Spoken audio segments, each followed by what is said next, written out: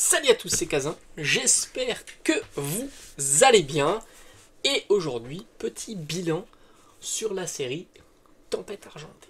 Alors, Tempête Argentée fait partie des séries, évidemment, en ce moment, on va dire à surveiller. Ça ne veut pas dire que ça va monter, hein, évidemment, hein, mais on peut la surveiller puisqu'elle propose encore des displays plutôt bon marché. Et elle propose aussi quelques cartes alternatives plutôt sympas. Comme on l'a souvent vu depuis quelques mois maintenant, il y a un gros intérêt au niveau de box break et tu t'aperçois que les séries qui proposent des alternatives sont souvent des séries à box break. Voilà. Et on sait que Épée Bouclier en ce moment est en train de monter un petit peu, on l'a vu significativement parlant, sur la série tout simplement Star Étincelante. Voilà. On a vu que les displays tournaient plus facilement aux alentours de 250-300 euros, voire même, j'ai envie de dire, plutôt vers les 300 euros. Donc, c'est intéressant de voir comment les autres séries vont évoluer avec le temps, évidemment. Alors, Tempête Argentée, c'est une série qui est sortie en fin d'année 2022, voilà, exactement, le 11-11-2022. Elle comporte 245 cartes, 50 secrètes, et c'est pour ça que j'ai sorti, je pense que c'est la plus belle carte que j'ai de Tempête Argentée, ce magnifique Rayquaza VMAX, TG en l'occurrence, donc on est sur une alternative TG, c'est-à-dire qu'en gros c'est une petite alternative, mais elle a une certaine, on va dire une certaine popularité, une certaine cote, qui la place en haut du panier sur les TG texturés. Alors comme on a l'habitude, on va parler de l'item le plus basique, le booster solo, individuel, sans blister, et puis petit à petit on va voir les différents items. Alors, dans ma collection scellée, je fais une petite parenthèse, qu'est-ce que j'ai de Tempête Argentée? Et bien j'ai envie de te dire, j'ai quasiment rien, à savoir des boosters individuels. Voilà, je pense que c'est ce que j'ai, et c'est tout. Je me demande même si j'ai des boosters individuels. Tu sais quoi, faudrait que un jour je fasse un inventaire. Mais au mieux, j'aurai quelques boosters individuels, mais j'ai 3 fois rien sur cette série-là. Et je te cache pas que si je pouvais trouver des boosters individuels au prix retail, c'est-à-dire au prix boutique. Alors ça veut rien dire prix boutique, hein, parce que tu sais très bien que le prix est libre. Hein, donc chaque boutique peut appliquer le tarif qu'il souhaite. Hein. Il pourrait vendre 10 euros le booster, 12 euros, 15 euros, 5 euros, enfin, dès l'instant qu'il gagne de l'argent sur un booster, c'est tout à fait possible. Mais disons que le prix boutique, on va dire qu'il se situe aux alentours de 6 à 7 euros, c'est ce qu'on observe plus volontiers un petit peu partout. Alors un booster sans blister, tu peux le trouver aux alentours de 4,50, j'ai envie de dire pas plus. Et tu connais toutes les problématiques qu'il peut y avoir autour d'un booster parfaitement, enfin sans blister. Après, on est un petit peu plus haut pour le booster sous blister, ce qui se comprend aisément. Hein. De mémoire, j'en ai plus revu. Ça fait un petit moment d'ailleurs, je vois plus les 4 séries épée bouclier, enfin à partir de Star Étincelante.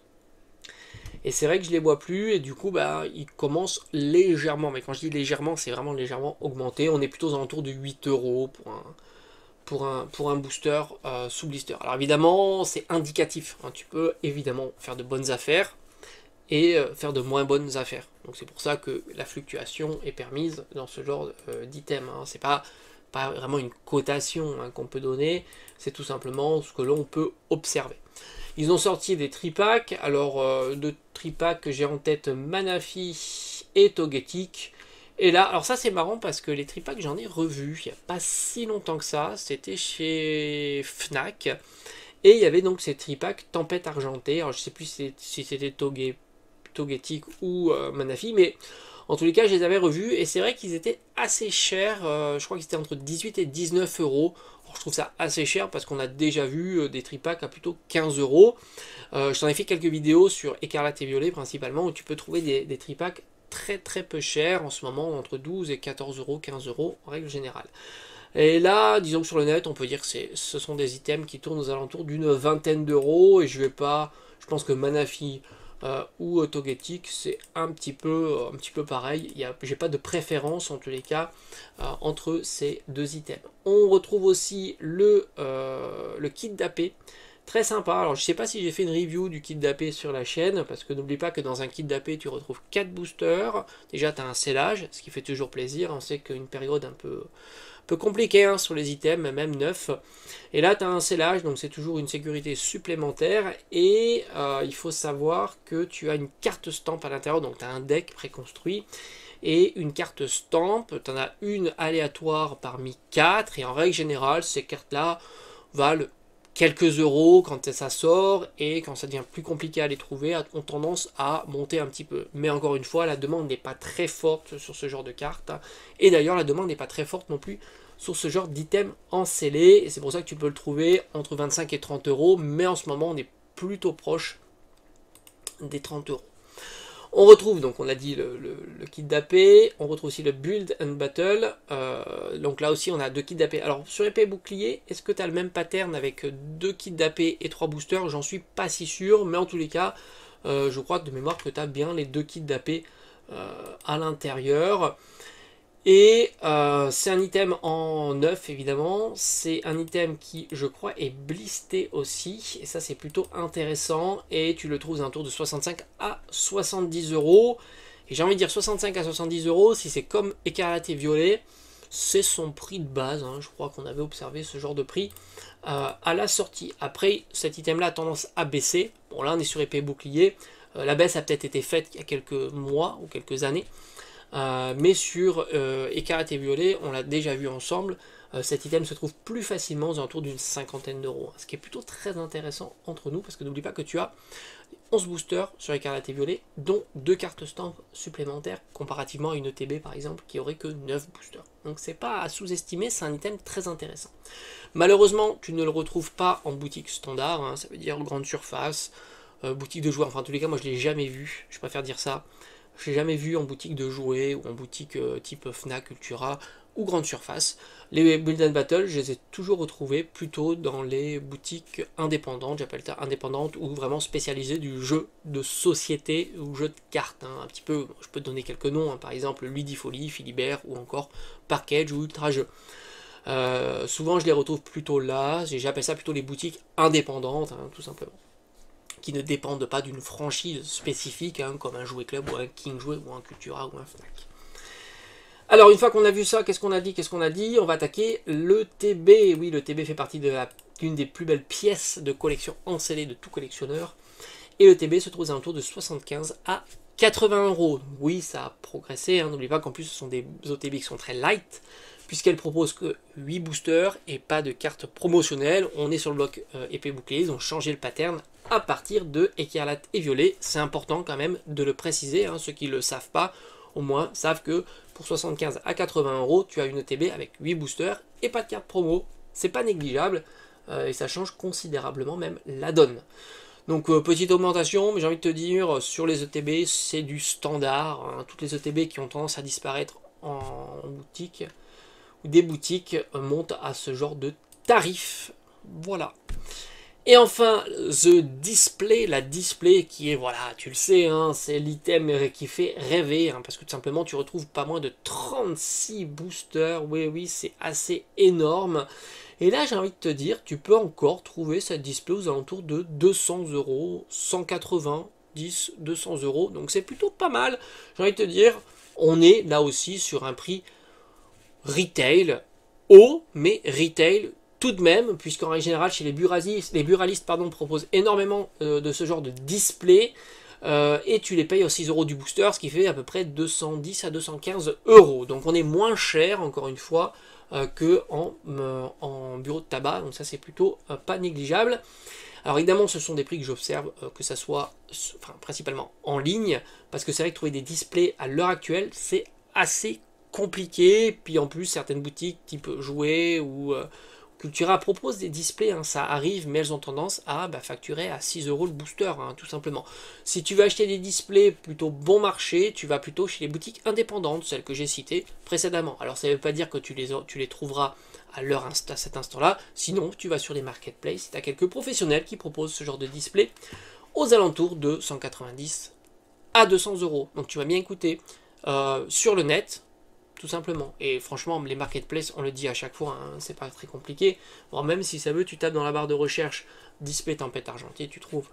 Alors évidemment, on fait attention à toutes les contrefaçons, parce que les displays, alors surtout les displays plus anciennes, elles peuvent être aussi contrefaites, avec même l'espèce de logo que tu retrouves sur le scellage.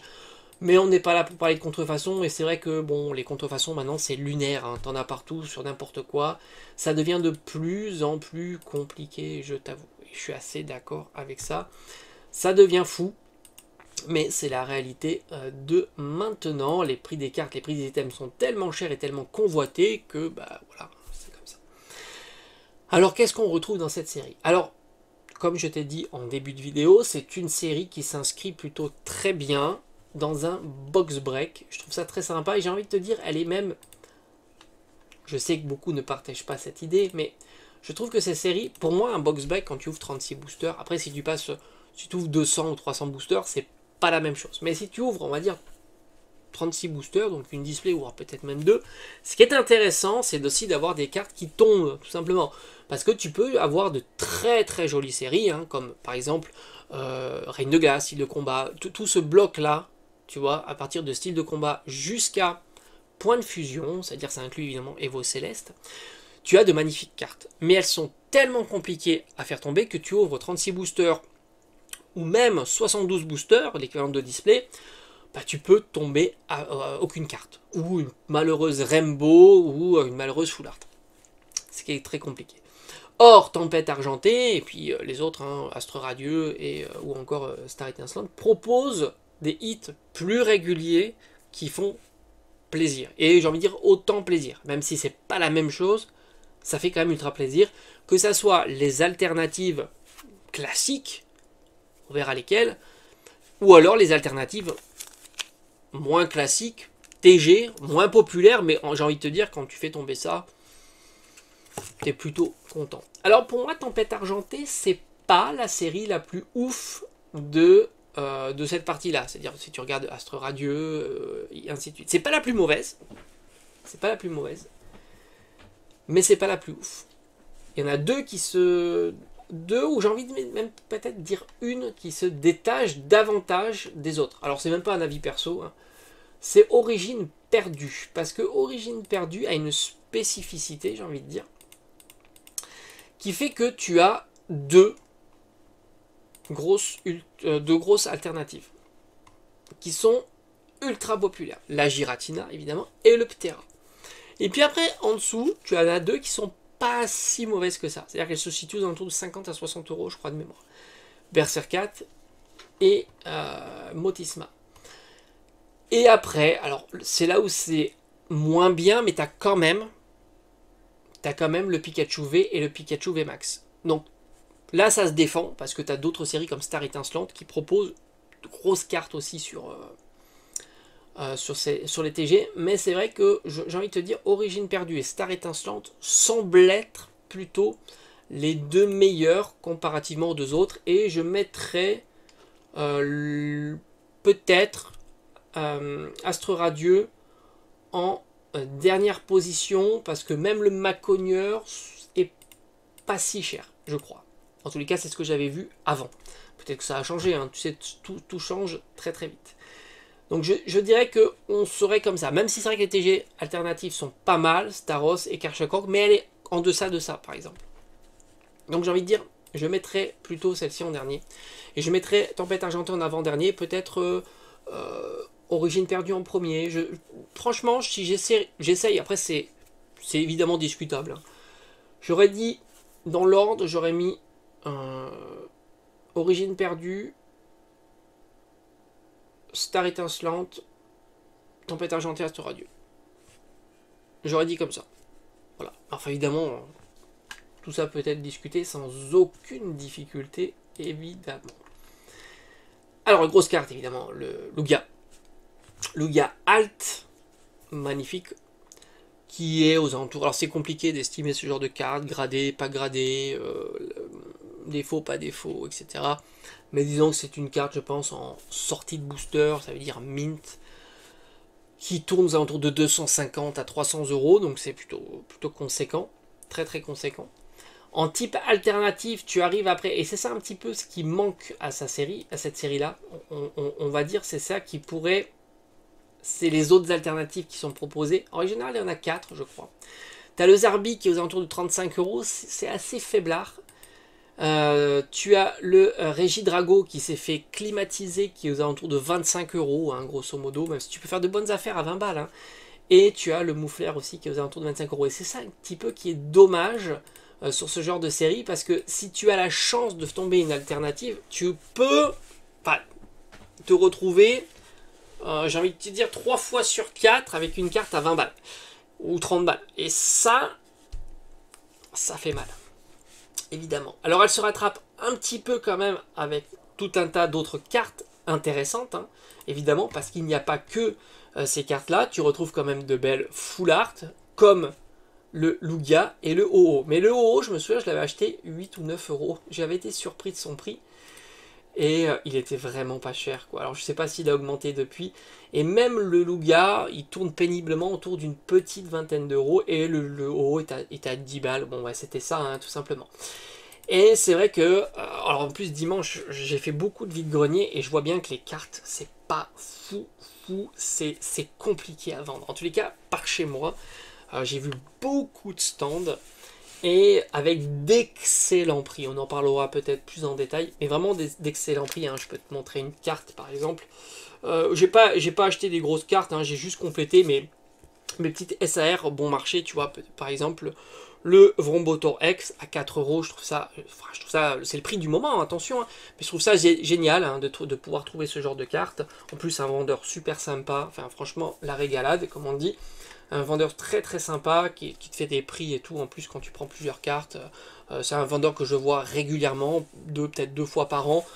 Et c'est comme je t'ai dit, hein, souvent c'est top. Hein. C'est le prix c'est le prix et encore c'est le prix très sympa, tu vois. Et franchement ça fait plaisir et c'est vrai que la période est très compliquée. Tu vois sur le net, hein, au full art à 10 euros. Les gens le savent, hein, qu'il faut toujours rajouter les frais de port, que l'état de la carte peut être discutable comparativement à ce que tu peux avoir en face. Et à 10 euros ça part pas spécialement vite. Donc c'est un prix bas, mais c'est pas le prix où elle est vendue dans la demi-heure, tu vois. Et du coup en vide-grenier, tu vois les cartes qui intéressent et qui intéressent pas. Et tu le vois. Moi par exemple ces cartes-là, je les ai achetées, je sais pas, il était peut-être 9h30, 10h, tu vois, même pas en l'ouverture, il y avait de la tranquillité. Si ça veut, je serais passé 2-3 heures après, il y avait encore ce Vrombotor, tout le monde s'en fout. Et même à 4 euros, franchement, une petite SAR à 4 euros, pour moi, je trouve ça exceptionnel. C'est pas, évidemment, j'avais de te dire, c'est pas le Pokémon qui me fait le plus rêver, mais la carte est quand même stylée, il y a une belle texturation, c'est joli, pour 4 euros, et encore, c'est même pas le prix final que j'ai eu, hein, parce que c'était un lot très sympa, enfin franchement, c'était top. Je t'en ferai certainement une vidéo, mais c'est pas le sujet aujourd'hui. C'est ça qu'il faut bien comprendre, les cartes, en ce moment, c'est très complexe, c'est très très complexe. Et alors après évidemment le point fort de la série, bon je te parle des cartes gold qui en général sont pas exceptionnelles, mais tu as quand même là un très joli Lugia, tu as aussi la Lugia V qui se détache un petit peu, mais c'est une carte qui vaut quelques euros, hein, c'est pas la folie. La Lugia VMAX Gold, c'est une carte aussi qui se distingue on va dire des autres. Mais, et puis il y a la Rainbow évidemment, hein, quand tu as la Gold, tu as la Rainbow. Mais tu vois, pour donner un exemple, la Gold tourne aux alentours de 20-25 euros. La Rainbow est toujours légèrement plus chère, on est aux alentours d'une trentaine d'euros. C'est rien d'exceptionnel encore une fois, c'est pas des prix de fou. Ça reste raisonnable. Et après, on va aller voir du côté des TG, parce que les TG sont très très sympas. La sortie du Rayquaza, les autres sont vraiment bon marché. T'as un petit peu de Brazegali quand même en V et VMAX, mais toutes les autres, hein, que ce soit Corvaius ou autres, sont très bon marché. Et oui, alors ce Rayquaza, alors je l'avais regardé il y avait quelques semaines, quelques mois, hein, quand on avait fait tout simplement la vidéo de Tempête argentée. Et voilà, on tourne à un bon 60 euros pour cette carte-là. Alors pour une TG alternative, c'est plutôt cher, on est sur le haut du panier, on a vu un Staros Karchakroc, on est au milieu, 35 euros. On a vu le Pikachu VMAX, je crois que c'est du même acabit que du Pikachu VMAX, et Pikachu V plutôt aux alentours de 30 à 35 euros. Donc ça reste une grosse carte pour une TG alternative, mais ça reste encore raisonnable au vu de la carte qui est proposée. Et enfin, on pourrait regarder aussi, alors non, on va regarder ensemble, il y a les Gold les Black Gold. C'est pas un format qui plaît. On a le Rayquaza quand même qui fait plaisir, mais j'avais vu que c'est une carte qui tournait à peine autour de 10 euros. Donc pour un bilan général, ben, tu t'aperçois que pour moi, si je devais les classer à vie personnelle, je la mettrais avant-dernière sur les 4. En tête, Origine perdue, Star étincelante, puis Tempête argentée et enfin Astre radieux. Mais enfin, ça, tout ça est discutable évidemment. Les thèmes scellés n'ont pas spécialement bougé, on est encore sur du scellé plutôt bon marché. Alors franchement, c'est une série qui mérite d'être plutôt suivie parce que tu le sais que les box break ont une part importante dans le game de la cotation de l'item. Ça ne le devrait pas parce qu'au final le box break ça a une vocation d'ouverture hein, tout simplement, mais c'est vrai que ça tire vers le haut le prix du scellé, spécifiquement ce format de scellé qui est la display, surtout dans les séries hors point .5. Parce que dans les séries .5, bon, on va dire que ça change un petit peu le game, tout simplement. Merci d'avoir regardé la vidéo, et on se dit à bientôt.